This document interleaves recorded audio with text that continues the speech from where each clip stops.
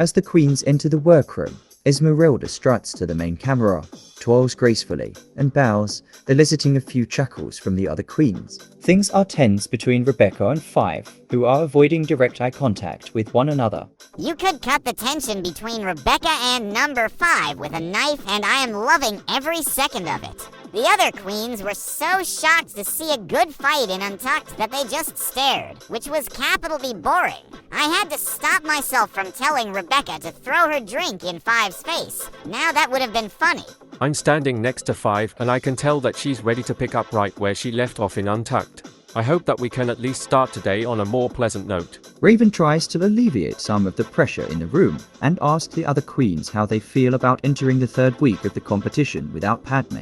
Helga states that she is thrilled to have a challenge win under her belt, and Betty is quick to comment that she's glad Padme is gone so that the real race for the crown can begin. Quaquaval nods his head in agreement. Clocking Quaquaval's nod, Tweety loudly asks him if he actually intends to try in the next Maxi challenge. Not that shady-ass question when I didn't say a damn word. I respect Tweety a lot more than the blonde disaster he hangs around with. But still, to answer his question, I'll do more than try this week. I'm going to win, which isn't something that Tweety or Rebecca have accomplished so far. Before Quaquaval can reply, he's interrupted by Five, who asked Rebecca if she even plans to try at all this week given that Pegasus and might have probably already reserved her a place in the top. Esmeralda and Flynn groan in response, but Rebecca only tilts her head towards Five and inquires, "Who are you again?" The fact that Five is still on this favoritism kick would be hilarious if it wasn't so annoying. It's not my problem that she's a black hole of charisma and can't make the judges care about her drag. Five is taken aback for a moment, before she can reply. A loud siren fills the room and Pegasus's face appears on the TV screen. My queens, this week you'll be tasked with bringing your inner diva to the silver screen. But first I have to ask all of you for a favor. My needs a little help cleaning out her closet after the last TJ Maxx sale. So for this week's mini challenge, you are going to get into your best My Valentine quick drag and help us decide what she's going to keep and what's getting thrown in the trash. Don't worry, we made sure to stock your workstations with as much boob padding as we could legally provide. Number 5 wins the mini challenge and will receive an advantage in this week's Maxi challenge. Who am I? Who am I? I'm the bitch that just ate that mini challenge up. My quick drag mug and outfit were immaculate. I know Ma thought I looked hot. As for Rebecca, well, I've seen prettier car crashes. My Lumen S9, you've all embodied the glamour and humor of Toon World flawlessly. And now it's time to show off the horror. Tonight you will be divided into 3 teams. Number 5, as the winner of this week's mini challenge, you get to select your teammates. The remaining queens will be randomly divided into 2 groups. Your teams will then be acting in one of Toon World's newest and scariest feature films, The Dark Witch Project, House of 1000 Dark Necrophiles and Silence of the Toons. Ooh, they just sound so scary. My might need to hold me to get through them all. On the runway, category is Sheecha from the Black Lagoon. You girls already scare me, so tonight should be a real treat. I look forward to seeing you all on the main stage. But first, number 5. It's time to select your teammates. Number 5 looks at the other queens and quickly selects Betty Boop and Esmeralda for her team. Is this bitch for real? Flynn and Quackwavel were both easy third choices. Why in the hell would Five want me to work alongside Betty?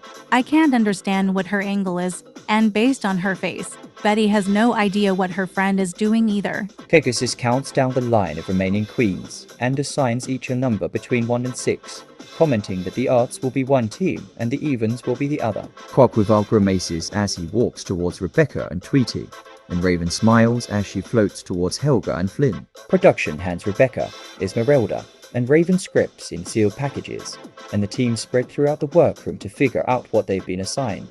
Number 5 quickly tears open the package and spreads the 3 scripts across her team's workstation, announcing that they've been assigned the Dark Witch Project. They all begin to flip through the script, and both Betty and Esmeralda smile eagerly. Meanwhile, Five averts her gaze, seeming nervous. I actually really like the script that we've been assigned for this challenge. It's camp with a cerebral twist. It's about a college student who goes on a trip through the woods with her professor, only to be tormented by the evil Dark Witch. I think I have a chance to capture the judges' attention this week, as long as I get the role that I want. Before the queens discuss roles, Esmeralda turns to Five and bluntly asks why she was selected for this group over Quackwaval or Flynn. They haven't spoken at all since the competition started, and Five could have chosen anyone she wanted for her team. So why did she pick Esmeralda? Betty interrupts, saying that she was going to ask the same thing, especially since Five knows that her and Esmeralda aren't friends. Five quickly responds that she is aware of their history, but also knows that they're both professionals, as well as the two strongest actresses on this cast. She adds that she is not as talented an actress and was hoping that they'd elevate her performance, making everyone look good. I knew who I was going to choose the second that Pegasus introduced the challenge, and I stand by my reasons. Betty and Esmeralda are both dying to get their first win, and I'm hoping that their ambition will keep them focused on the challenge. As for why I didn't pick Flynn or Quackwaval, Flynn is chronically safe and Quackwaval is going to be a spotlight-hungry scene stealer after last week. I like them both, but I like positive critiques a lot more. I was more than a little pissed when Five picked Esmeralda for our group over Quackwaval, but her reasoning was basically that I'm such a talented and sickening actress that she just had to have me on her team. And who am I to argue with the truth? The queens decide to divvy out the roles, and number 5 asserts that she'll be playing the college student. The others not, but an argument quickly arises when both Betty and Esmeralda express interest in being the Dark Witch. Neither is willing to budge on the subject. Betty comments that Esmeralda has more experience performing matronly roles like the Professor, whereas being a villain is more in her own wheelhouse, which elicits a chuckle from Five. Esmeralda quickly claps back that she is a versatile actress and knows that she can bring out the witch's real potential. Betty responds that she isn't budging on this and wants the role. Esmeralda might be used to getting whatever part she desires, but it isn't happening this time. The two continue to argue until number 5 cuts in, stating that they've already wasted a lot of time and need to make a decision so they can start practicing. Esmeralda sighs as she glances over the script and then back at Betty, stating that Betty can be the witch and she'll just slay as the Professor. Betty gives her a smug smile, and then the trio starts to rehearse. I'm mad at myself for backing down from Betty, but Five was right. We had already wasted a lot of time. Although I'm confident that I can find something funny in the Professor's character, I know that I have what it takes to play the witch. Also, as for me getting any role that I've ever wanted, it's called being talented. Betty, you should look it up.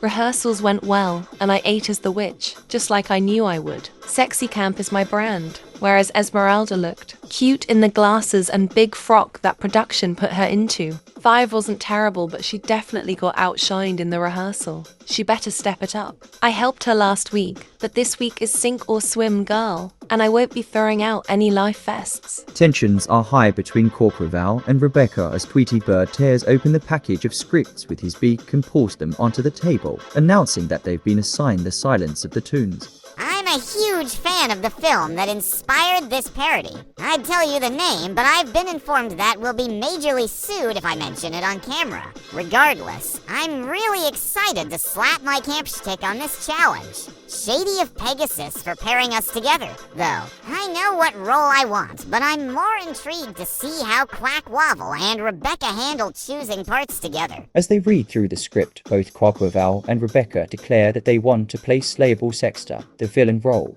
They dig in their heels, with Quackwaval stating that the role is his because he needs to redeem himself in the eyes of the judges, and isn't going to let her stand in the way of that. Rebecca asks Quackwaval if he's scared that he'll flop again unless he plays it safe by being the villain. Oh, this baby queen is really trying to go toe-to-toe with me again? I can handle her for as long as I need to. Last week's critique made me realize that I need to take every opportunity to win in this competition. I don't want to be on the receiving end of another one of Pegasus's lectures. The role is mine. End of story. Quackwaval isn't going to walk over me to get this role. Slayable Sexter has 2 monologues and is the most dynamic character in the script. I'm not backing down without a fight. Neither queen budges an inch, and the argument grows increasingly more heated until Tweety emits a guttural shriek, capturing Rebecca and Quackwaval's attention. Tweety clears his throat and asks them to tear each other's wigs off in Untucked. He encourages them to vent their feelings later, but right now their bickering is affecting the entire team. Tweety suggests that both Rebecca and Quackwaval audition for the role of Slayable, and he will decide who is better, promising to be impartial before Quackwaval can interrupt. Seeing no other option, the two queens agree and pick up their scripts, taking a few minutes to study their lines before performing Slable's first monologue. It's hard to choose between the two of them because they both had great readings. I would usually just pick Rebecca, but I promise to be impartial and don't want to cause any more tension. I know who I'm going to choose. Tweety glances between the two queens for a moment and then points his wing at Quaquaval, stating that he should play Slable Sexter. Quaquaval cheers, while Rebecca looks down at her script in frustration. Tweety asks Rebecca if she's alright, and she nods her head, stating that she intends to make the best of whatever role she plays. She then asks Tweety if he wants to be Buffalo Jill or Clarice Serving. Tweety comments that he wants to play Clarice Serving, the FBI agent specializing in charisma, uniqueness, nerve, and talent. And also the only woman to work in the fucking FBI, apparently. Rebecca agrees to take the role of Buffalo Jill, stating that she thinks she can play into the character's camp nature and show the judges a different side to her drag. With the decision finally made, the three queens start to rehearse. I'm not happy about Tweety's decision, but there's nothing I can do about it. It was his choice to make. Quaquaval can break a leg, an arm, and you know what? How about a full body cast? Flynn stands across the workstation from Helga and Raven and tears open the package, handing the other queens their scripts. Raven reads the title, House of 1000 Dark Necropheres, aloud and smiles underneath her hood. The queens start to read through the scripts, chatting about some of the lines. I'm actually pretty excited about this script. It's not something that I would normally choose for myself. It's very camp and the writing is a little blunter than I usually look for. I think I have a chance to show the judges a different side to myself tonight and give Pegasus what he was asking for. But working with Flynn is a little odd. Although I've barely spoken to him, he seems nice. Definitely much more pleasant than the queens he usually hangs around. After reading through the scripts, Flynn asks the other two queens what roles they are most drawn to, and Raven comments that she is intrigued by the cheerleader role, which takes both Helga and Flynn aback. Helga mentions that it isn't the sort of character she would expect Raven to choose, especially when there's a slasher villain role that would be perfect for her. Raven replies that playing the villain would be too expected, and she wants to push herself out of her comfort zone for this challenge. No one objects to her taking the role, and Flynn commends her for her choice, stating that he also wants to do something unexpected and play the slasher villain. Unlike another queen, I'm not going to blame my safe streak on someone who is outperforming me in this competition. I want to take a risk and go beyond the heartthrob role that I think the judges would expect me to play. I'm even going to change up my makeup tonight, try something different, and see if I land myself in the top. Seems almost criminal to make this gorgeous mug ugly, but it's a worthy sacrifice if it snags me a win. Helga admits that she is also interested in the villain role, but is happy to give it to Flynn. She adds that playing the hunky heartthrob who Raven's character is dating gives her a lot of agency in what she brings to the role. While it wasn't what I wanted when I first read the script, I can lower my voice, paint on some facial hair, and do boy drag for this challenge. I think I can make this character weird and chaotic, even if he doesn't have the most lines. The three queens start to rehearse the script, an easy rapport forming between them, contrasting starkly with the tense atmosphere surrounding the other groups. After a few run-throughs, Flynn says that he is glad to have been paired with both of them and wishes he'd had the chance to get to know them sooner in the competition. Raven and Helga concur, and Helga asks why he chooses to spend so much time with queens like Quaquaval and Betty when he isn't nearly as shady or hostile as either of them.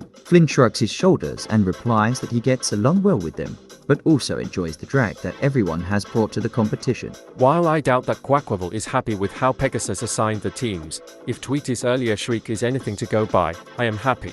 I've been very focused on my own clique until now, and I'm glad that I've been pushed out of that. It's given me the chance to meet two queens who I hope to continue to get to know in this competition. Raven slayed the main challenge. I took a big swing in this challenge and it paid off. Wearing a blonde wig and playing ditzy is not something I've ever done in my drag career. And I still ate every line up. I served comedy, I served horror, and I had my head served as dinner. Quaquaval, Rebecca Hawkins, Tweety Bird, Esmeralda, Betty Boop, and Helga Pataki had a great performance. I said I was going to redeem myself this week, and I meant it. I brought out the full potential of slayable Sexter in a way that someone like Rebecca could never match. Tweety was a fun scene partner, but I know that the judges' eyes were on me the whole time. I did the best that I could with the weakest character in our script, but I don't think I really got the judges' attention next to Betty. I know we both did better than 5, but when the bar is that low.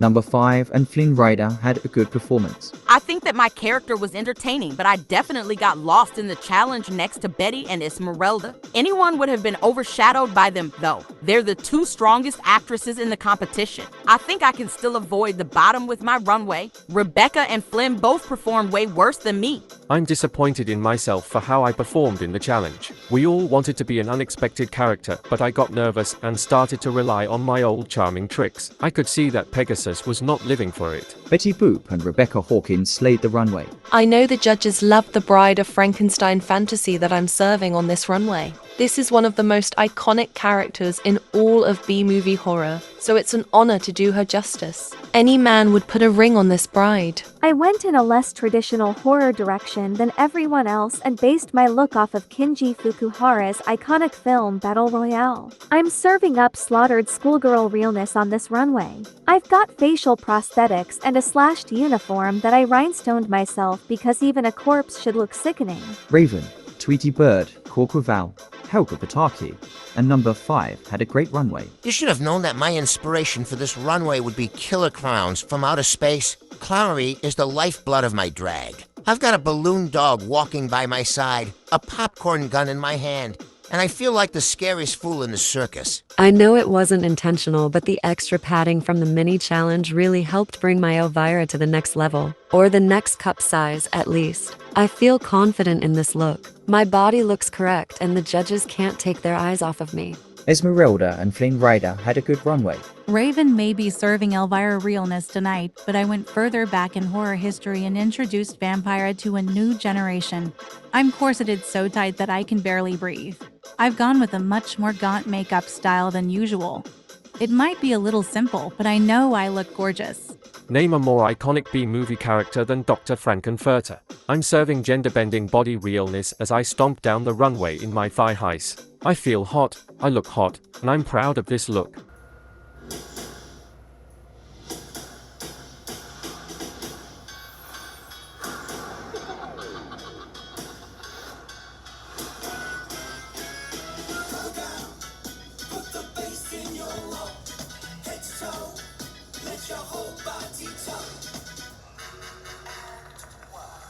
Welcome to the main stage of Cartoon Drag Race Toon World Season 1. Allow me to introduce our scintillating panel of judges. First, she's our resident guest judge with a newly cleared out wardrobe. It's my Valentine. Next, we have our special guest judge. He puts the Yuki in spooky. He's Yami Bakura. This week we asked our queens to serve B-movie horror on the silver screen. And tonight on the runway, category is Shicha from the Black Lagoon. Bakura, before we begin, do you have any questions? Just one. Mike told me that you got to yell at one of the queens last week, and I wanted to know, can I do that? Not on your life. I took this job for a reason. Now, let the judging commence. Tweety Bird, Flynn Rider, Quackwaddle, number 5, and Raven. You represent the tops and bottoms of the week. Helga Pataki, Betty Boop, Esmeralda, and Rebecca Hawkins, you are all safe and may enter backstage. I worked really hard in the challenge and think that I'm in the top this week. I'm actually a little shocked that Rebecca's runway didn't earn her a spot up here beside me. I can almost taste the win. Or maybe that's my lunch from craft services coming back to haunt me. The world may never know. Quackwaddle, please step forward. Why don't you get us started? Quackwaval, you were clocked in and working this week, honey. You reminded us all of the power that you bring to this competition. You stole the show in silence of the Toons and made every bit of your screen time count. As for this runway, Pennywise who? There's a new dancing clown horror icon in town. What I found most captivating about your portrayal of slayable Sexter was that you brought an intensity to the role that I wouldn't have expected from you, while still making the character funny. Your ad-libbed lines were impressive, and you made the role your own without throwing off your screen partners. You were very easy to direct, and I am impressed. You brought a lot of originality to the character, and you had every word of your monologues down by heart. As for your runway, it's one of the few looks tonight that honored the campiness of B-movie horror. Great job. Flynn Rider, assume the position.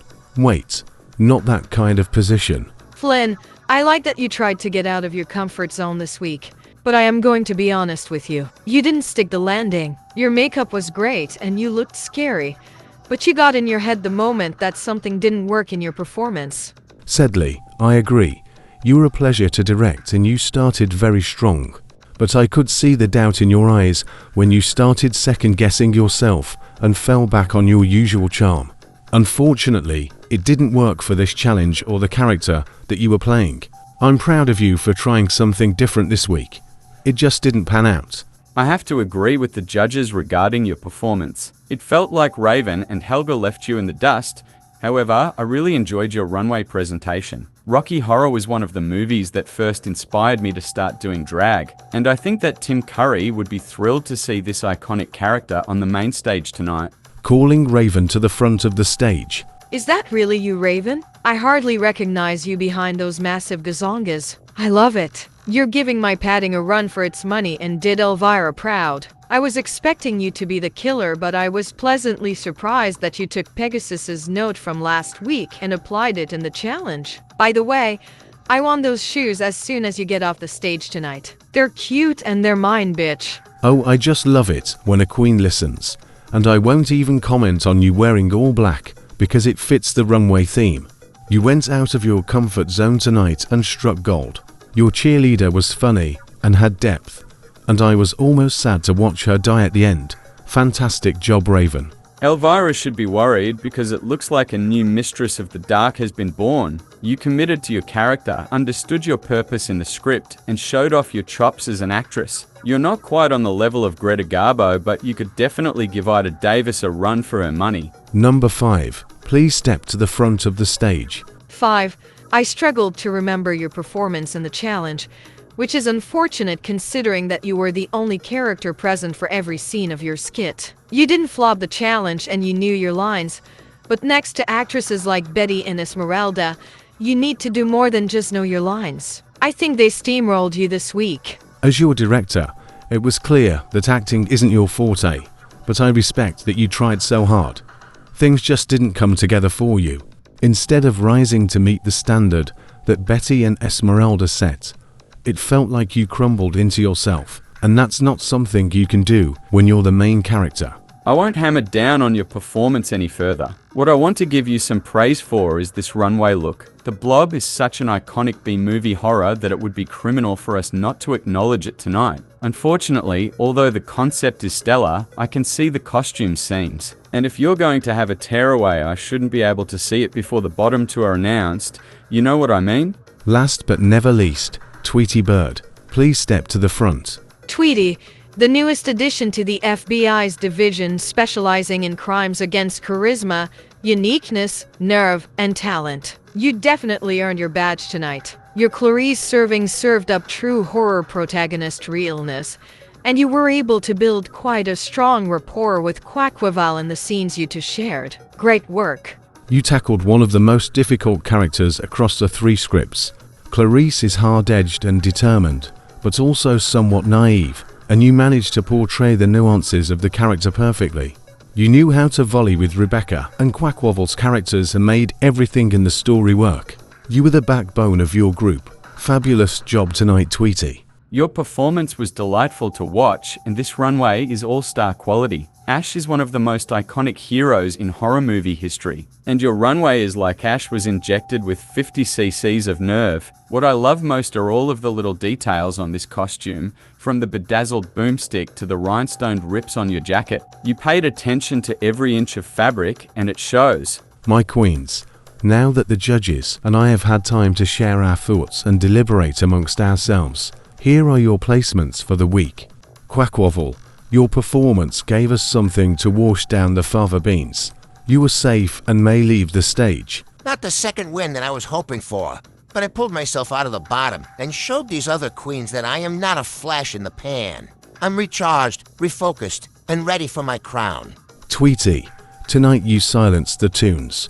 You are safe and may untuck backstage. Being in the top again is great, but I thought that I had the win this week. I'm not about to turn into number 5 over this. It just means that I need to try harder next week, even though it's frustrating. Raven, on the runway and the silver screen, you served us final girl realness.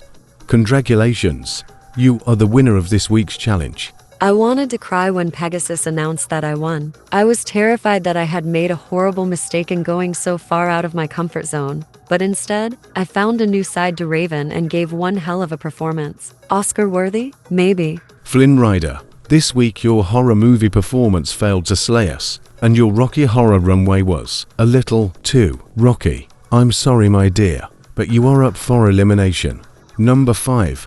Your college student didn't earn an A for that performance, and your blob runway felt half-baked. I'm sorry, my dear, but you are also up for elimination. I don't think I should be in the bottom this week, especially while Rebecca and Esmeralda are sitting pretty and untucked, but I ain't scared. I've got more moves than you haul. I like you, Flynn, but your flight to Corona leaves in 10 minutes. Time to pack your bags. I know that I could have done better in the challenge, but I froze when push came to shove. Right now it's time to leave everything on the stage, because I'm not going home without a fight. The lip sync song is Rich Girl by Gwen Stefani. Number 5 had a great lip sync. Flynn Rider had a bad lip sync. Ladies, I have made my decision. Number 5, Shante you stay. You may untuck backstage. Flynn Rider, the body, the face, and the booty that I want representing Toon World Drag from here on out. You're an icon, darling, and I suspect that this isn't the last we'll see of you. Now, my dear, sashay away.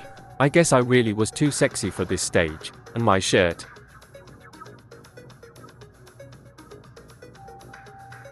This is Untucked. The queens congratulate Raven for winning the challenge and number 5 for winning the lip sync, and both queens thank the group. Tweety is quick to praise Raven, telling her that he knew she could earn a win and is glad to see that the risk she took paid off. Raven thanks him before being abruptly cut off by Betty, who asks if she thinks it's fair that she won the challenge for throwing on a blonde wig and screaming a lot. Tweety scoffs and Raven asks if Betty believes that she didn't deserve the win. Betty asserts that Raven didn't deserve the win or all the attention that she has received from the judges. Raven shrugs and downs her cocktail, telling Betty that maybe the judges would pay more attention to her if she showed them that she is more than a walking breastplate with a shitty personality and bad wigs. This elicits a cackle from Tweety, and Betty's face turns bright red. Meanwhile, Esmeralda and Helga are standing next to one another, and Helga inquires if something is bothering Esmeralda because she seems on edge. Esmeralda insists that she's fine, but Helga tells Esmeralda that she can be honest with her. She acknowledges that Esmeralda and Raven were there for her last week, and so she is here to listen if Esmeralda needs it.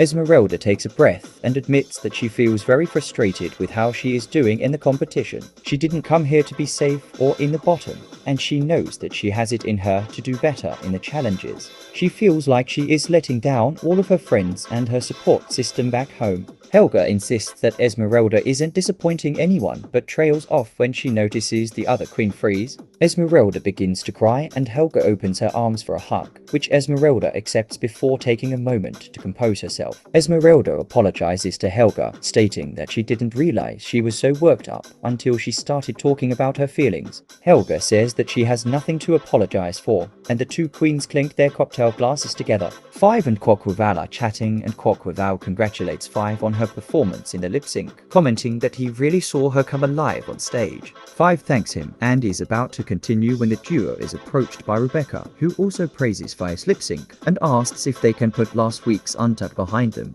apologizing for her comments about Five's drag. Five raises a hand and insists that she stands by what she said about Rebecca being favored by the judges.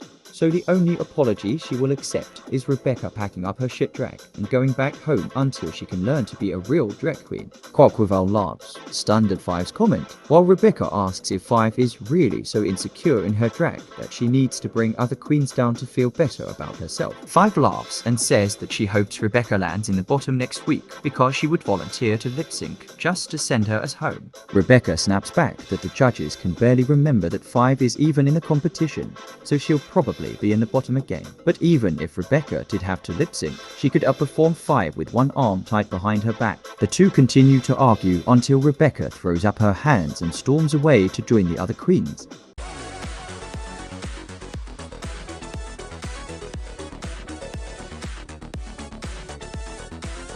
Don't forget to like and subscribe if you enjoy our content. Now remember, be free, feel proud, and live your life, always.